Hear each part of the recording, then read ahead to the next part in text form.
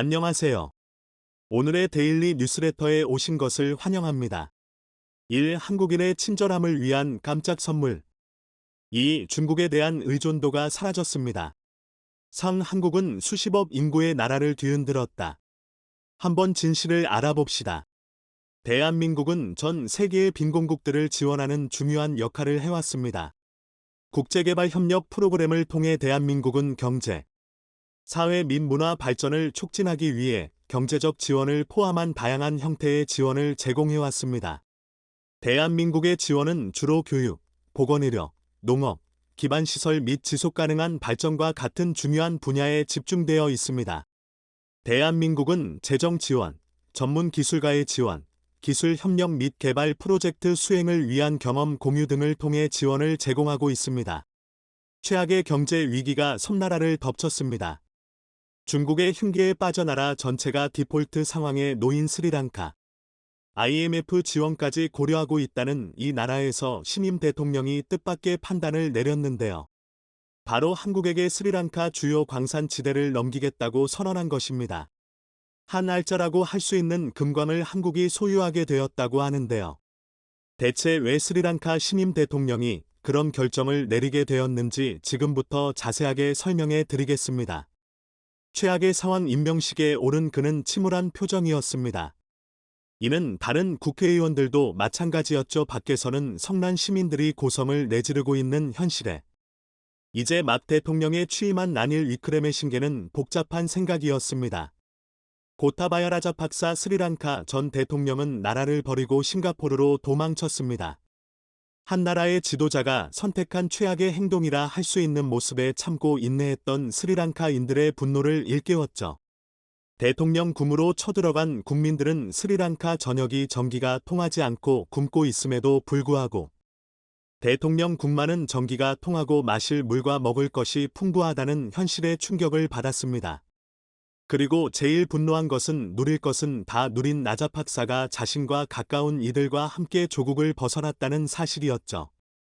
이국의 대통령으로서 최소한의 책임조차 지지 않겠다는 모습에 스리랑카 국민들은 정부에 대한 분노를 표출할 수밖에 없었죠. 이는 시위대를 진압하기 위해 나섰던 경찰과 군인들도 마찬가지였습니다. 나라가 제대로 운영되지 않은 상태에서 이들을 폭도로 규정한 라자팍사 전 대통령의 말은 아무리 공무 집행이 중요한 경찰과 군인들에게도 이건 아니라는 생각이 들게 했습니다. 결국 경찰과 군인도 시민들의 편에서 정부를 비난하는 최악의 사태가 일어난 것이죠. 이 혼란 속에서 대통령은 이메일 사임을 통해 대통령직을 버렸습니다. 스리랑카의 총리였던 위크레메싱게는 이런 혼란 과정 속에서 대통령직을 마지못해 수락해야 했습니다. 시민들은 전 정부에서 총리직을 역임한 인물이 새 대통령에 오르는 것을 인정할 수 없었습니다. 시민들에게도 지독하게 인기가 없었던 위크레메싱게 신임 대통령은 새로운 수단을 써야 했습니다. 중국에게서 빌린 돈으로 무리하게 확장 사업을 벌인 결과는 스리랑카의 파산, 디폴트로 귀결되었습니다. IMF의 지원까지 고려하는 스리랑카 정부 입장에서는 시시각각 다가오는 빚 독촉 문제부터 해결해야 했죠. 최대 채권자인 중국도 있었지만 다른 국가의 채무 역시 스리랑카는 지고 있었던 상황. 당장 한국도 스리랑카에 많은 돈을 투자했고 디폴트로 인해 피해를 입은 대표적인 국가입니다. 스리랑카에게서 받아내야 할 것이 있는데요. 민간 기업만이 아니라 정부도 스리랑카에 차관을 주었습니다. 당장 한국에게 갚아야 할 빚 청산 기일이 다가오고 있기에 스리랑카 대통령은 빚을 갚기 위해 여러 방안을 모색했지만 당장 곡식이나 전력 공급도 어려운 마당에 한국에게 진 빚을 갚기에는 역부족이었죠. 처음부터 차근차근 빚을 갚기 위해 구제 계획을 내놓고 이를 실천에 옮기기 위해 움직여야 했습니다.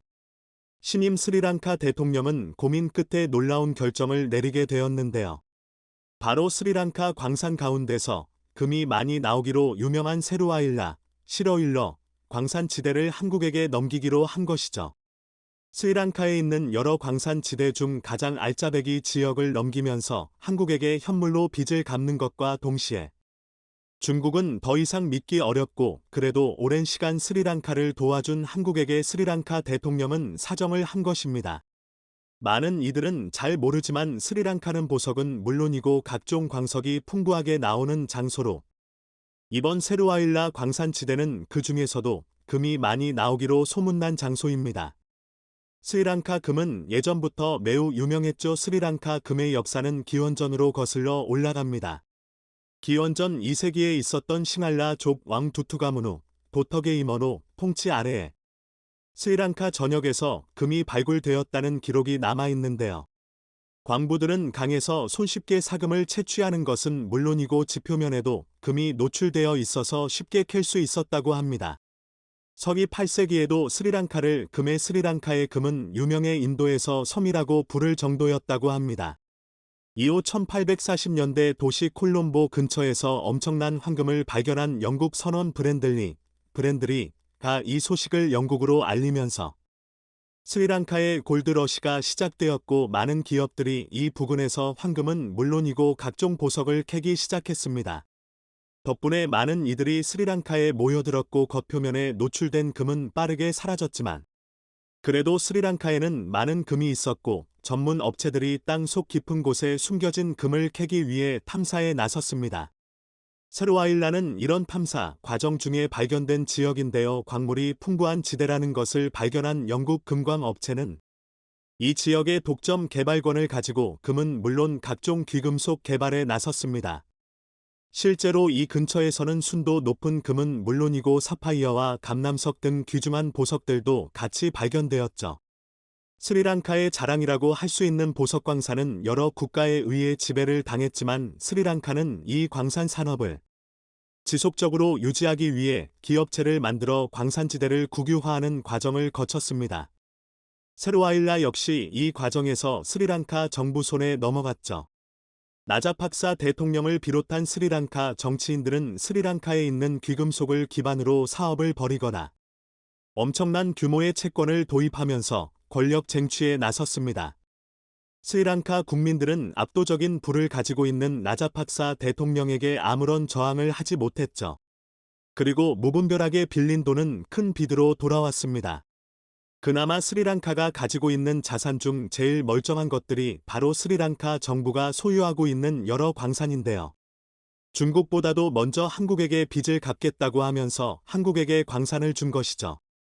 그런데 어째서 스리랑카는 한국에게 이러한 제안을 선뜻 할 수 있었던 것일까요?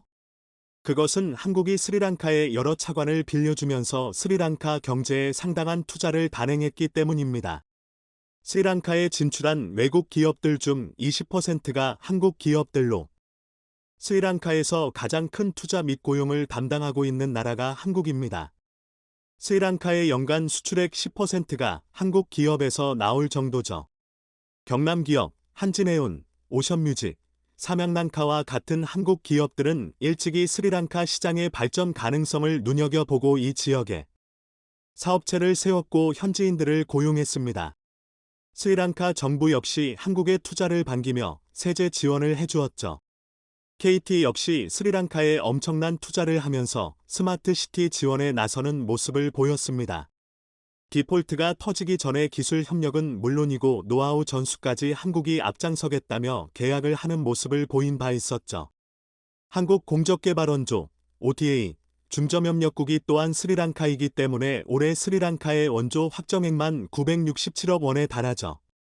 스리랑카 입장에서는 원조도 해주고 현지인 고용도 해준 한국에게 가장 먼저 빚을 변제해야 하는 입장입니다.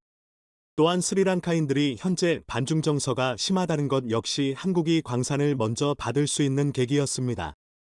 사실 중국은 스리랑카에게 막대한 돈을 빌려주고 무이자와 분할 상환에 스리랑카를 배려하는 모습을 보였습니다. 그러나 스리랑카가 위험해지고 중국 역시도 경제 위기에 빠지자 돌연 태도를 바꾸며 연 6%의 고금리 이자를 책정하는 것으로 말을 바꾸면서 스리랑카를 경제적으로 압박했습니다. 또한 중국 돈을 빌려 스리랑카가 무리하게 개발을 추진했던 한반포타 항구는 물론 항구 근처에 지은 나자팍사 공항은 최악의 이용률을 기록하며 만성 적자 상태로 전락하게 되었는데요. 이는 스리랑카 경제를 위협하는 요소가 되었습니다. 당연히 스리랑카인들은 중국에 대해 감정이 좋을 수가 없습니다. 그래서 보란 듯이 한국에게 먼저 빚을 갚는 모습을 보이며 중국에게는 빚을 절대 갚을 수 없다는 의지를 보인 것이죠. 국민들의 감정을 달래고 한국에게 빚을 갚는 모습을 보이며 정부가 정상적으로 돌아가고 있고 중국과 선을 그으려고 한다는 정치적 메시지를 보여준 행위라고 할 수 있습니다. 정상 정부를 꾸리고자 한 스리랑카 신임 대통령의 정치적 계산이 있었던 것이죠. 한국은 스리랑카의 제안 덕분에 뜻하지 않게 금광을 얻을 수 있게 되었습니다. 스리랑카에 있는 금은 순도가 높은 것으로 유명해 이곳에서 가공된 금은 유명 보석회사에서 선호하는 상품이죠. 한국은 돈을 빌려준 덕분에 금이라는 엄청난 이득을 얻게 되었습니다. 스리랑카의 혼란이 빠르게 가라앉기를 기도하며 중국보다도 먼저 광산을 제공하면서 의리를 지키려고 했던 스리랑카의 우위에 박수를 보냅니다. 얼마 전 중국에서 충격적인 사건이 발생했습니다.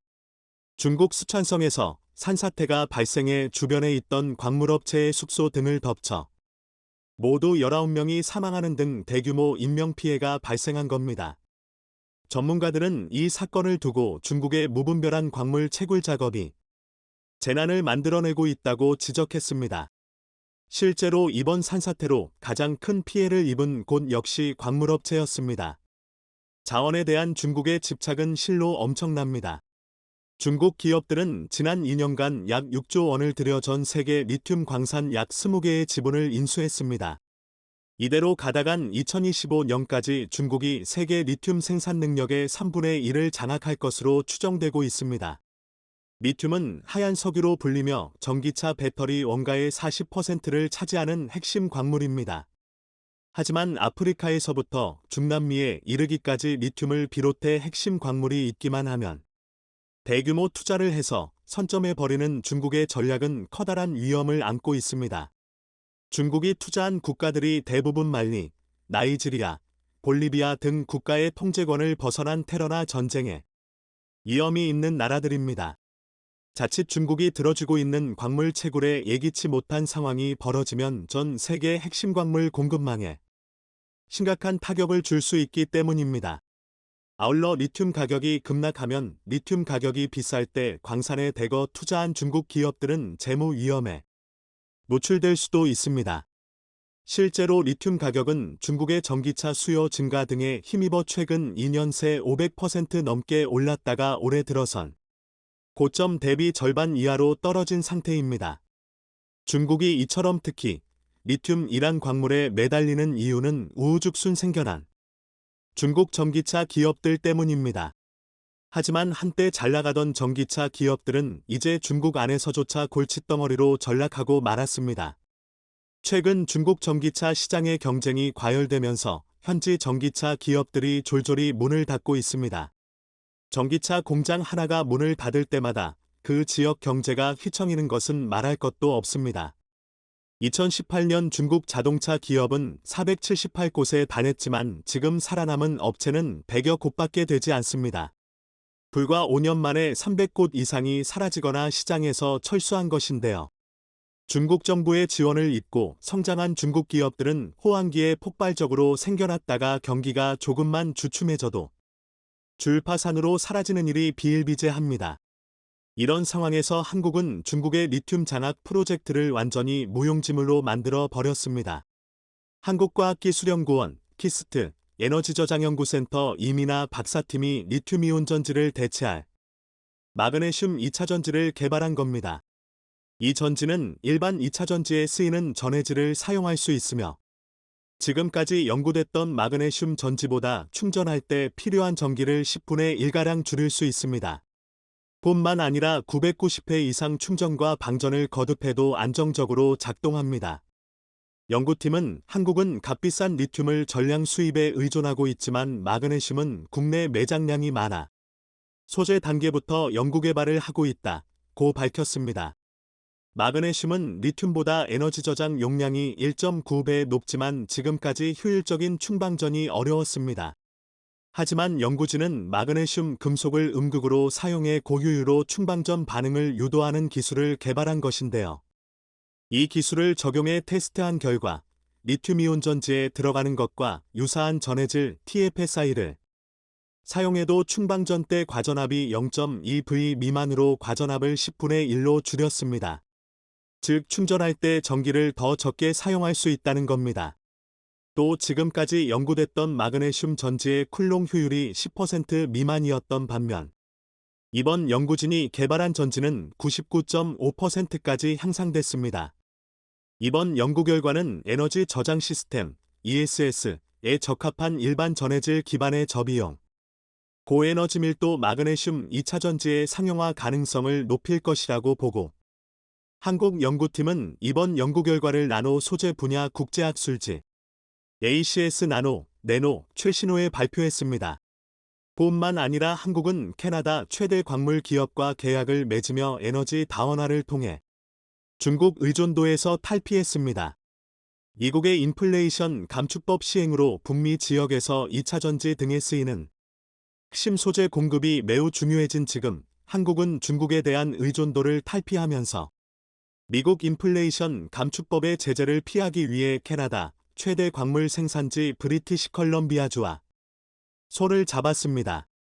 캐나다에는 리튬 53만 티, 니켈 280만 티, 코발트 22만 티, 히토류 83만 티 등이 내장되어 있는 것으로 알려졌는데요. 이 광물들은 주로 퀘벡주, 브리티시 컬럼비아주 등에 집중돼 있고 이들 지역에서 캐나다 총 광물 생산량의 4분의 30이 생산되고 있습니다. 한국은 이번 브리티시 컬럼비아주와의 협약에 따라 핵심 광물의 탐사, 채굴, 가공, 제조, 재활용 등 모든 주기에 걸쳐 협력하기로 했는데요.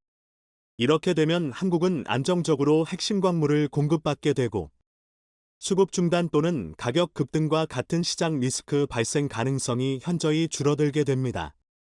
지금까지 배터리 핵심 광물, 리튬, 히토류, 흑연 등의 80%를 중국에 의존하며 중국 의존도가 심했지만 한국 기업들은 최근 빠르게 캐나다, 호주, 미국 등과 손을 잡으며 탈중국화에 나서고 있습니다.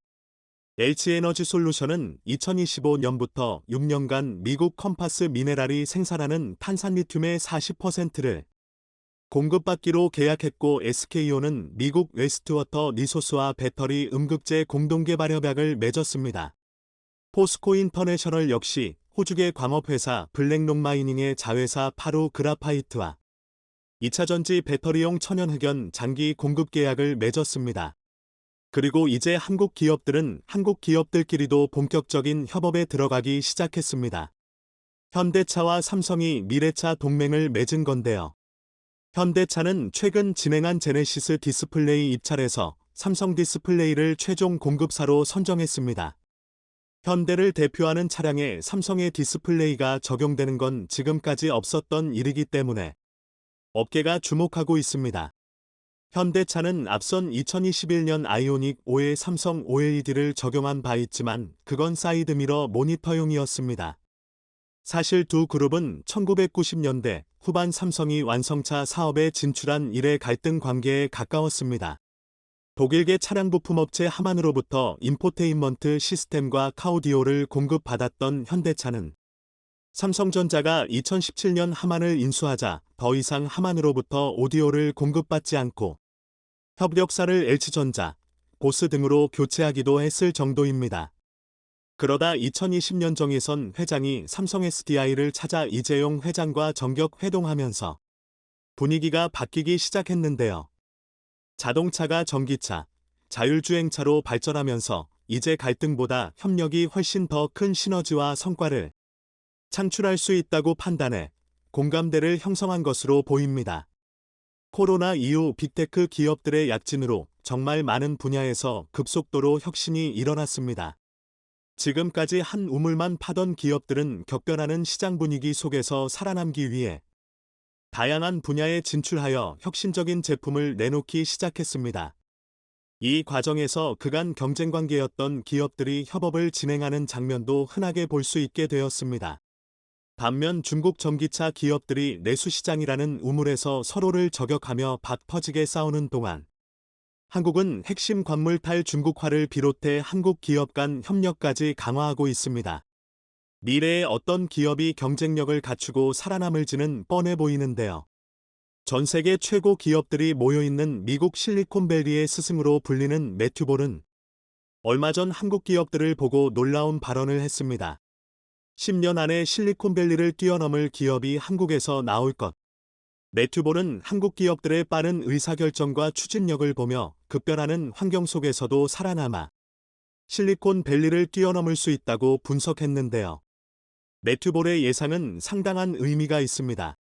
그의 말 한마디가 글로벌 기업들에게 미치는 영향이 엄청나기 때문입니다.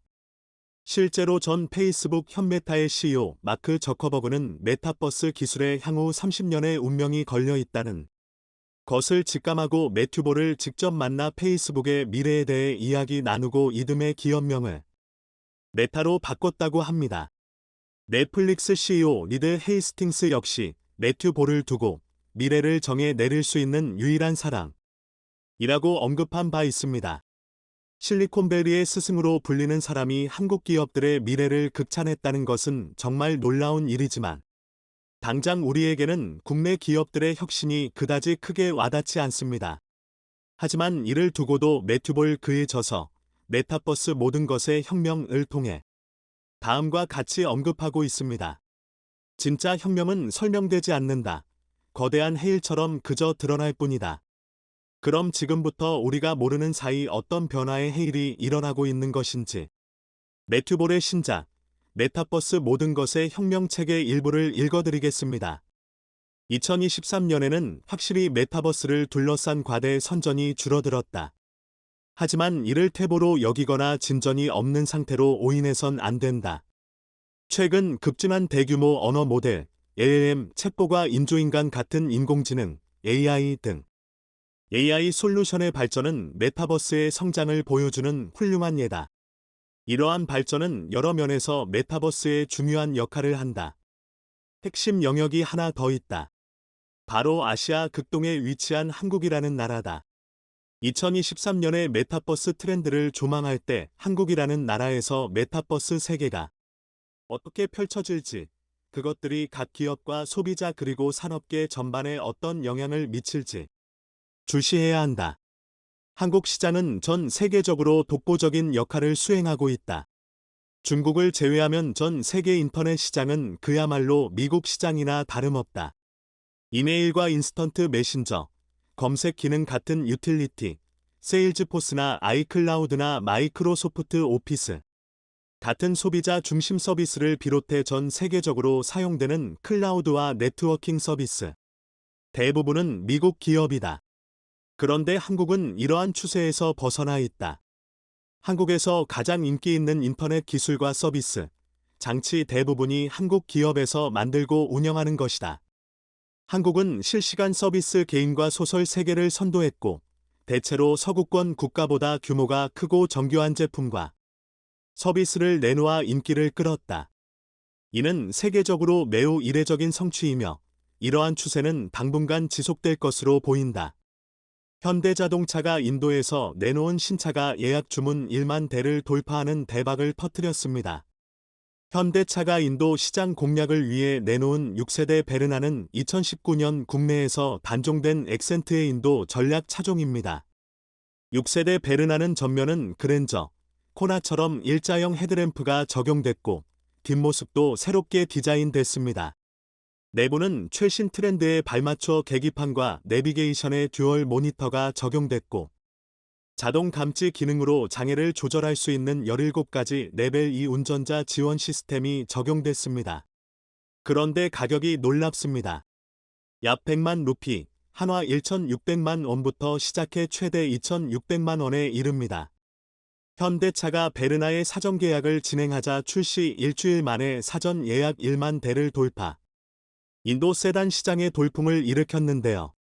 이미 현대차는 올해 1월 인도 시장 점유율 2위에 올라 있는데 베르나 돌풍이 이어진다면 일본 스즈키와 인도 마루티의 합작 브랜드인 마루티 스즈키를 제치고 1위에 오르는 것도 가능할 전망입니다. 그런데 이런 현대차의 인기는 인도에서 하루아침에 이뤄진 게 아닙니다.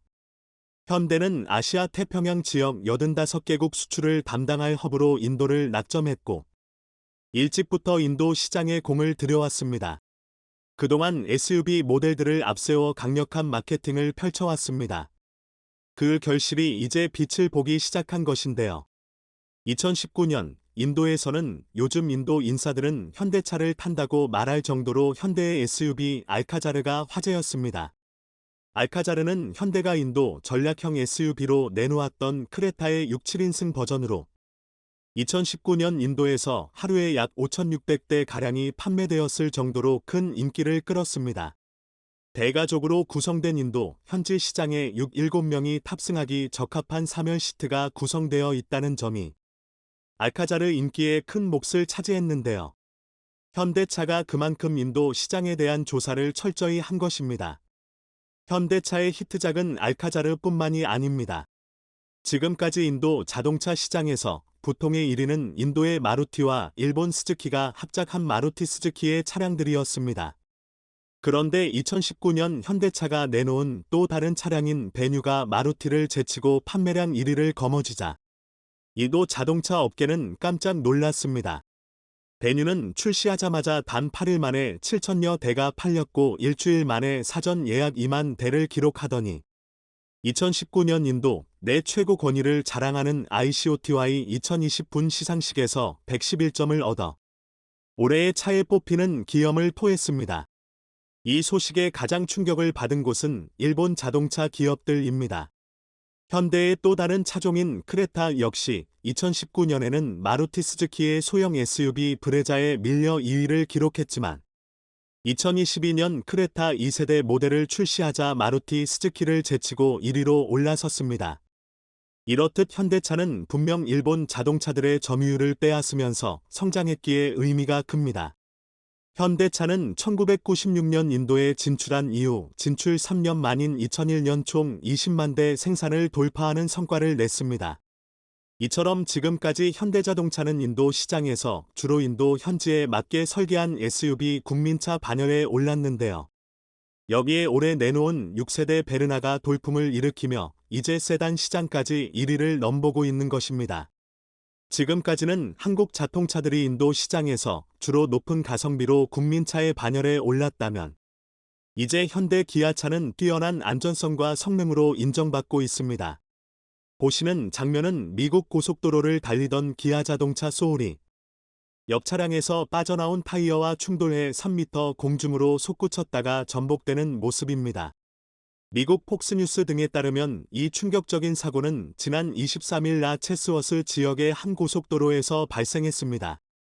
당시 상황은 뒤따라 달리던 차량의 블랙박스에 고스란히 담겼고 이후 트위터 등 소셜미디어와 언론을 통해 공개됐는데요.